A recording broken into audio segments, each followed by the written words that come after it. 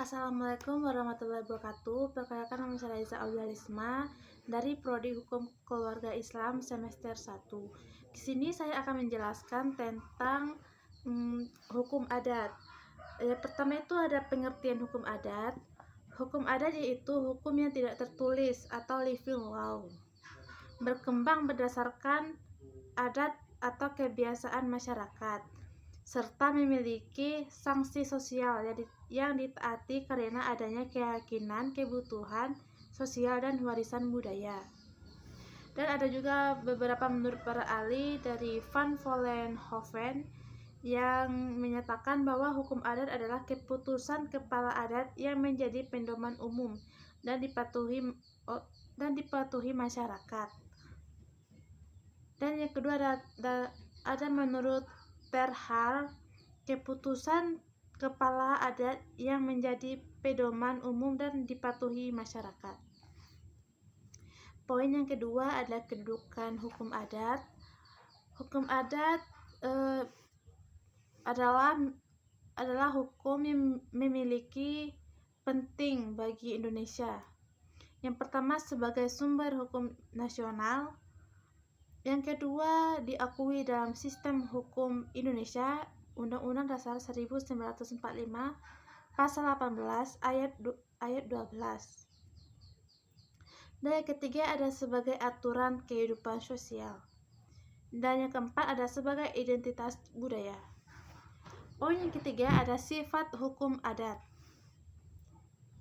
Sifat hukum adat ada yang tidak tertulis, yang artinya kebiasaan atau tradisi masyarakat. Ada fleksibel dan dinamis, yang artinya berkembang kebutuhan masyarakat. Ada komunal, yang artinya kebersamaan atau mengutamakan kelompok.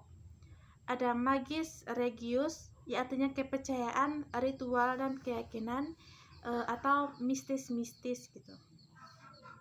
Dan mengutamakan masyarakat. Dan juga ada sanksi bersifat sosial. Yang keempat ada hukum adat. Yang keempat ada corak hukum adat.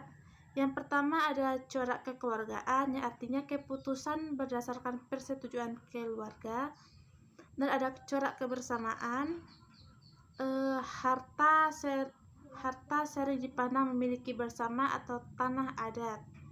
Ada regis magis, dikaitkan dengan upacara tradisional dan kebudayaan lokal. Dan ada yang keempat, sederhana atau praktis, mudah, tidak rumit, dan diselesaikan musyawarah. Dan yang terakhir ada teritorial dan genealogis, yang artinya diikat wilayah adat atau hubungan turun-temurun.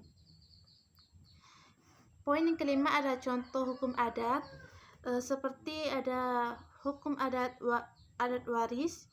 Pada Minangkabau, warisan hanya diberikan kepada garis ibu atau keturunan ibu.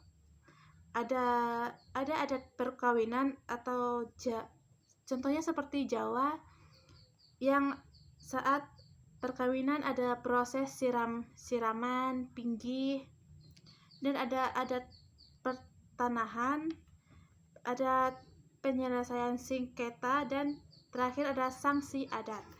Sekian presentasi dari saya. Assalamualaikum warahmatullahi wabarakatuh.